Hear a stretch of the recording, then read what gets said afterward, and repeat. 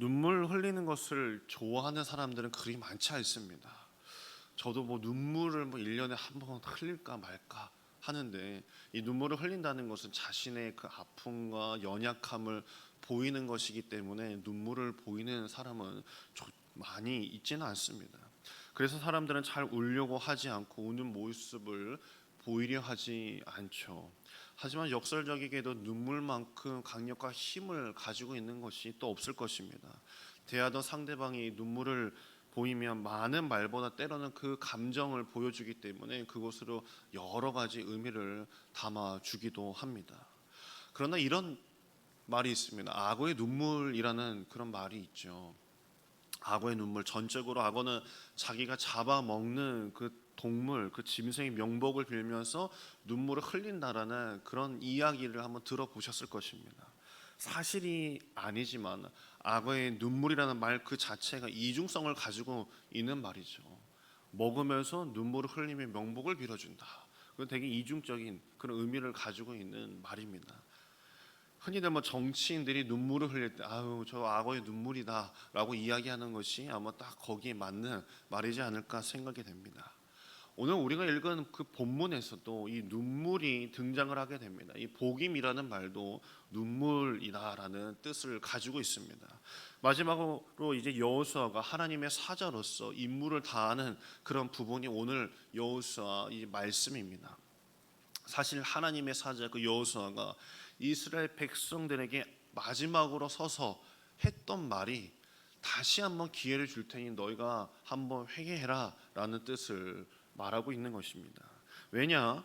하나님께서는 분명히 이스라엘 백성들이 가나안 땅을 차지하고 그곳을 정복하길 원했습니다. 여기서 정복이라는 말은 정말 그 사람들을 다 깨끗이 다 도륙하고 사륙하고 학살하는 그런 의미보다도 하나님의 말씀으로 그들을 영적으로 이겨내라라는 말을 가지고 있는 것입니다. 그래서 정복하라는 것은 그들과 영적으로 싸워서 이겨내고 그들의 만약 악한 존재가 만약에 없어지지 않는다면 그들은 가감없이 죽여야 된다라는 뜻을 가지고 있는 것입니다.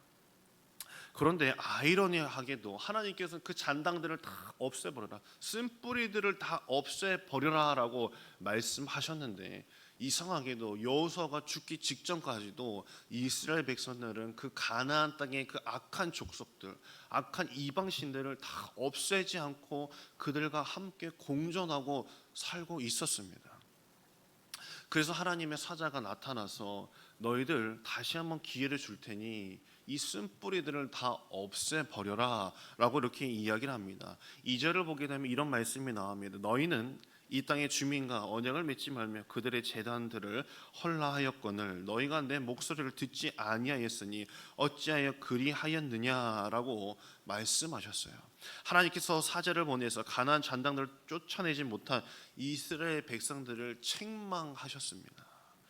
앞장을 보면요, 1장 19절을 보면 그들을 쫓아내지 못하였으므로, 또한 29절을 보면 가나안 사람들을 쫓아내지 못하며, 또한 34절을 보게 되면 어떤 말씀이 나오냐면 1장입니다. 단 족속이 그 아모리 족속들에게 오히려 쫓김을 받는 그런 장면들도 나옵니다.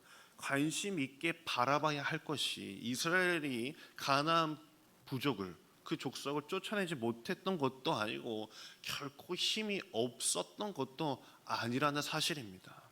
오히려 쫓아내기를 싫어했고 심지어는 가나안의 신들과 그 풍요와 그 쾌락을 함께 즐기고 싶어 했다라는 것을 그 문맥상 볼 수 있습니다. 즉 쫓아내지 못한 것은 능력의 문제, 힘의 문제가 아니라 신앙의 문제였던 것이고 순종의 문제였다라는 것입니다. 요단강을 건너기까지 하나님께서 그들을 다 도와주셨어요. 무슨 군사력이 강해서도 아니고 그들의 좋은 무기, 철기 문화를 가지고 있었던 것도 결코 아니었습니다. 하나님께서 오죽했으면 돌칼을 만들어서 할례를 하라 그렇겠어요. 그들이 하나님과 함께 했느냐, 하나님께 순종했느냐, 그들에게 하나님의 백성으로서 거룩함을 지키려 했느냐가 문제였던 것이죠. 오늘날 그리스도인들 또한 똑같습니다. 어떻게 하면 복을 받는지 그 방법을 몰라서가 아니라는 것이죠. 오늘날 우리들은 더 지식적으로 또 교리적으로 너무나도 잘 알고 있지만 다 알면서도 하나님 앞에 오히려 순종하지 못하고 거룩성을 지키지 못하고 있기 때문에 하나님 앞에서 오히려 책망을 받고 있는 것이 현실이라는 것입니다. 세상 사람들과 똑같이 살아가는 에이 뭐 그렇게 복잡하게 살아갈 필요가 있을까? 그냥 현대 사회에서 그냥 그리스도인들도 그냥 비슷하게 살아가면 그만이지 라는 것입니다. 오히려 세상 사람들 속에서 속물로 살아갈 때가 더 많다라는 것입니다. 욕망을 버릴 힘이 없어서가 아니라 그것을 즐기고 싶어하는 마음이 내 안에 가득하기 때문입니다. 가나안이 그 주는 이방신들이 주는 그 즐거움을 버리고 싶지 않았던 것이 이스라엘 백성들의 마음이었어요. 그래서 모세가 처음 여호수아와 그 이스라엘 자손들이 요단강을 건너기 그 직전에 했던 말이 다 거기에서 그런 말이 나온 거예요. 좌우로 치우치지 말라. 너희가 분명히 가나안 땅에 들어가면 너희 눈에 보이는 것이 너무나도 대단하기 때문에 그것에 너희들이 넘어가지 않을까 내가 염려하노라 라고 말했던 것이 그 모세의 마음이었던 것입니다. 그래서 하나님께서는 바로 그때 경고를 하셨어요. 3절에 보면 이렇게 말씀하시죠. 그들이 너희 옆구리에 가시가 될 것이며 올무가 될 것이다 라는 말씀을 남기셨습니다. 그 이야기가 뭘까요? 너가 끼고 있는 그 것들, 그 이방신들, 그 쾌락과 그 욕구를 채워주는 그것들이 오히려 너희들의 영혼을 좀먹을 것이다 라고 말씀해주고 계셨던 것입니다. 이 정도로 하나님의 사자가 말씀하셨으면 이스라엘 백성들이 돌아올 법하죠. 4절과 5절을 보게 되면 이런 말씀이 나옵니다. 눈물을 흘리며 소리를 내며 회개를 한다라고 이렇게 이야기를 합니다. 여호와 앞에서 제사를 드렸다라고 이렇게 이야기하죠. 겉으로 보기에는 눈물을 흘리면서 회개를 하였구나라고 볼 수 있겠지만 그렇지 않았습니다. 울고 나서 하나님께 예배를 드렸어요. 눈물로 회개를 했다라고 합니다. 그러나 다음이 문제였습니다. 눈물 뒤에 아무 일도 일어나지 않았다라는 것이 문제였습니다. 그들은 우는 것으로 끝내려고 했었습니다. 아이들 중에서도 부모가 회초리만 딱 들면 우는 애들이 있어요. 어머 제가 잘못했어요 하면서 막 눈물을 흘리면서 막 통곡하며 자기가 잘못했다라고 막 비는 애들이 있어요. 근데 그런 애들이 오히려요 눈물만 흘리고 부모님이 그래 알았어 너 그러지 말아라 하고 돌아서면은 또 그런 짓을 반복적으로 하는 아이들이 있습니다. 눈물만 흘리는 아이들이에요. 그 가나안 백성들하고 똑같은 것입니다. 교회 안에도 눈물을 흘리고 부르짖는 소리로만 끝난다면 그 곳이 복임입니다. 바로 복임이에요. 맨날 감동만 받고 내 삶과 신앙과 그 성품은 하나도 바뀌지 않고 거룩함을 유지하려고 거룩함을 오히려 하나님 앞에 지키려고 하지 않는 그 모습, 바로 그것이 복임이라는 것입니다. 이 예배가 복임이 될 수도 있어요. 그래 목사님 말씀대로 살아야지 그래 은혜 받았어 라고 하고 또 돌아가서 명절날 또 동서와 또 사돈 간의 싸움박질을 하게 된다면 그것이 이스라엘 백성들과 똑같다라는 것입니다. 말씀을 읽다 보면요 아이러니한 부분 이상한 부분이 하나가 더 있어요. 하나님의 사자가 책망을 하기 위해서 왔다면 하나님의 사자가 어디 위해서 왔었을까요? 하늘 위에서 온다라고 표현하면 참 맞겠지만요 사사기 2장 1절 오늘 말씀에 보면 1절을 보게 되면 길갈에서부터 왔다라고 말씀하고 있어요. 여호와의 사자가 길갈에서부터 복임으로 올라와라고 이렇게 나온 부분이 보이시죠? 여호와의 사자가 왜 길갈에서부터 왔을까요? 이 베델에서 20km밖에 떨어지지 않는 길갈이지만 이곳이 가지고 있는 의미가 있었던 것이죠. 제가 지난 그 새벽 설교에서 이 길갈에 대해서 이야기를 했었습니다. 돌을 가지고 온 그곳, 바로 그곳에 대해서 이야기를 했습니다.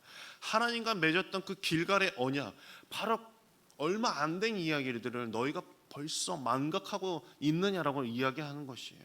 길갈에서 나온 것은 바로 그 의미를 가지고 있어요. 요단강에서 나왔을 때 12돌을 쌓았던 그곳, 그 12돌을 쌓았던 그곳, 그리고 요단강 그 건너는 한복판에 돌을 쌓아두고 오면서 가뭄이 오게 되면 그 요단강에서 제사장들이 지나오기 전에 돌을 쌓아서 물이 지나갈 때는 보이지 않지만 가뭄이 오면 그 돌들이 보이면서 하나님의 언약이 여기서 시작이 되었다라는 것을 너희들 보아라라고 했지만 그것을 벌써 잊은 그 이스라엘 백성들에게 하는 말, 바로 그 길갈에서부터 천사가 왔다라는 것은 그런 의미를 가지고 있는 것이죠.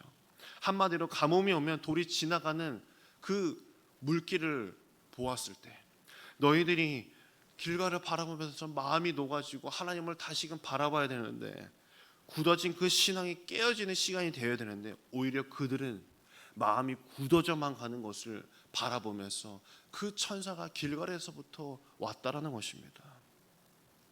사람이 농사를 지으면 하나님의 섭리를 안다라고 이야기들을 합니다. 하나님께서 어떻게 땅을 일구게 되고 씨앗이 들어가서 발아하면서 움트게 되고 거기서 열매를 맺는 것, 그것이 하나님의 섭리다라고 이렇게 느끼게 됩니다. 땅이 바로 그런 것입니다. 헨리 나우에인이라는 그 사람도요, 그 책에 보면은 이런 이야기를 했어요. 중세기 어떤 수도사의 이야기를 인용하면서 이런 말을 하더라고요. 흙을 막 만지면서 농사를 지으면서 이 젊은 수도사들에게 알려주는 거예요. 막 탁탁한 그 흙이 있었는데 거기다 물을 부어봐라라고 하니까 물을 부으니까 막 사방으로 막 흘러내려가죠. 그때 그 젊은 수도사한테 망치로 여기를 좀 깨봐라, 흙을 좀 깨봐라라고 막 두들겨서 막 부신 거예요. 한마디로 그 땅을 갈군 거죠. 그리고 나서 다시 물을 부었을 때 흘렀던 물들이 다시 그 흙 속으로 막 스며드는 것을 보면서 그 젊은 수도사들한테 이런 이야기를 한 거예요.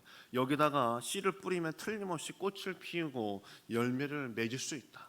그것은 우리가 이것을 흙을 깼던 것처럼 우리의 마음도, 이 영성도 깨어짐의 영성의 법칙과 같이 우리의 마음, 굳어진 마음, 내 영적으로 악해져서 하나님의 말씀과 떨어져서 굳어졌던 이 마음을 깨버렸을 때, 내 마음을 깼을 때, 그때 하나님의 말씀에 그 씨앗이 들어와서 다시금 꽃 피울 수 있다라고 그렇게 설명을 하는 부분이 있습니다. 한국에서 신앙 대부흥이라고 하면은 무엇을 떠올릴까요? 그 평양, 그 대부흥을 아마 떠올리게 될 것입니다. 하나님의 교회를 책망하기 위해서 평양에서부터 시작된 것을 만약에 외치게 된다라고 하면 이게 무슨 뜻을 말하는 것일까요? 갑자기 천사가 탁 내려와서 너희들은 평양으로 가야 된다, 평양으로부터 시작돼야 된다라고 하면 뭐 휴전선 넘어가지고 평양으로 넘어가라는 뜻이 결코 아니라는 걸 다 알 것입니다. 그것은 평양 대부흥의 정신으로 돌아가라는 말을 하고 있는 것이에요. 조선 땅에도 1886년에 어떤 일이 있었죠. 조불 수어 통상조약이라는 것이 맺어졌었습니다. 그 후로 많은 일들이 있었었죠. 뭐 이 자세한 이야기는 나중에 제가 말씀하겠지만 그때 어떤 일이 벌어졌었냐면 국채보상운동이라는 것이 있었어요. 한번 들어보셨나요? 국채보상운동.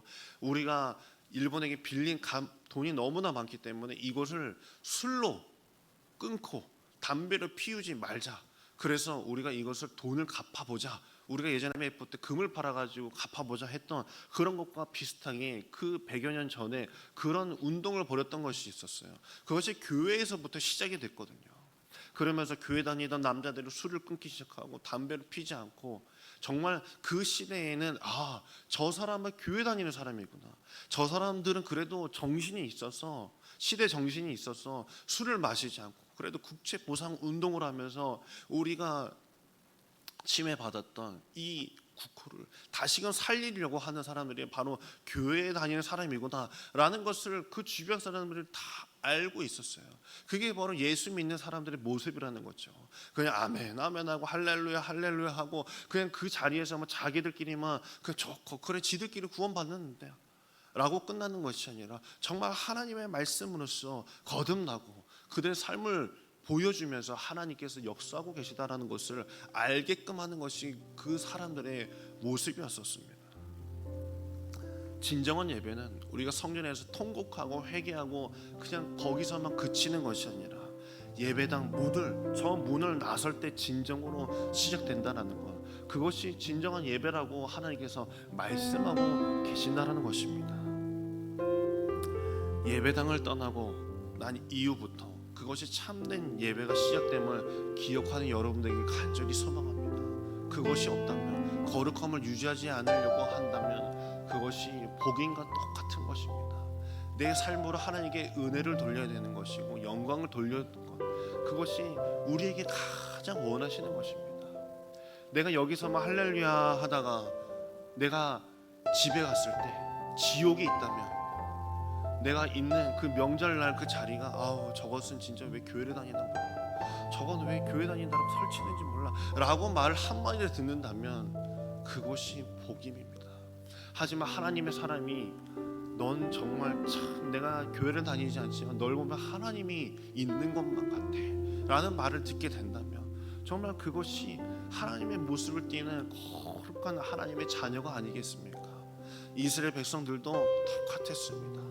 복임이냐 아니면 하나님의 사람으로 남느냐, 너희들은 그것을 택하라 라고 여호수아가 말하면서 주급을 맺죠. 오늘 저와 여러분 이 명절의 마지막 날 하나님의 자녀로 남는 여러분에게 간절히 소망합니다. 그냥 여기서만 기도로 그냥 뻔질나게 하는 것이 아니라 정말 이 문 밖을 나섰을 때 진정한 그리스도인으로 남는 여러분에게 간절히 소망합니다. 기도하겠습니다. 자비하신 하나님, 당신의 이름을 찬양하게 하심을 감사드립니다. 새 해를 주셨고 새 날을 주셨고 새 아침을 주신 그 은혜를 잊지 않게 하시며 주님만을 찬양하는 마음을 갖게 하여 주시옵소서. 세상은 나날이 혼탁해져만 갑니다.